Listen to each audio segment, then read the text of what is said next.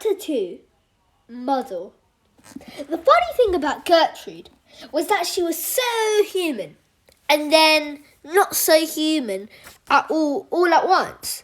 Thin, thick black hair covered her entire body like a giant fur coat. Her head was enormous, with a bulging forehead as long as her face. Two usually large ears stuck out on the sides of the gorilla's head, just above her eyes. Gorillas normally have tiny ears, but not Gertrude. Perhaps this is why the boys felt a special connection to her, or perhaps it was her warm ginger eyes that flashed with kindness. The gorilla's wide nose wrinkled like an old lady's. This was fitting, as Gertrude was an old lady. She was 50 positively ancient for a gorilla. But the thought that she was some sweet old dear who would be gone the moment she opened her mouth. Fangs! Gertrude had the most magnificent set of fangs, 2 up and 2 down. Also, not sweet old dairy were her arms. They were nearly as broad as her legs, and her legs were already broader than broad. Once more, her huge tummy was round like a barrel.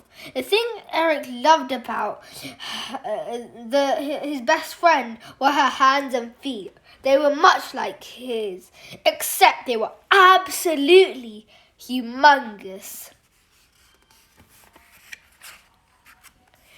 Gertrude might have been the biggest of all apes in London Zoo, but she was also the gentlest. Sometimes a sparrow would fly into her cage and land on her head. You might think a gorilla, with its incredible strength, would crush the animal as an unvisited visitor in his hand. But not Gertrude. No, she would treat the little bird like a baby. The gorilla would hold it out delicately in her hand and stroke it. Sometimes she would even mimic the bird's song. Tweet, tweet, tweet, tweet, tweet, tweet. And then she would give the little creature a kiss on the beak. All this would delight the crowds who would gather around Gertrude's cage. The gorilla was London Zoo's star attraction.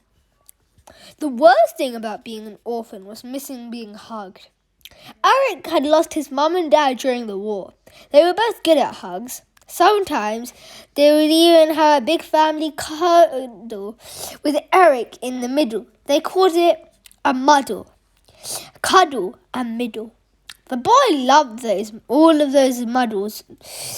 Feeling the love and the warmth of both of his parents made him feel safe. Now the war had torn them away from him forever.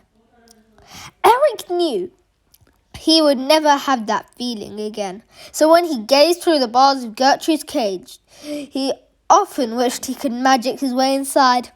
Then the gorilla could wrap her big, strong arms around him and hold him tight. Gertrude was as big as both of his parents together. Eric was sure she could give him a jolly good muddle. Thank you for listening.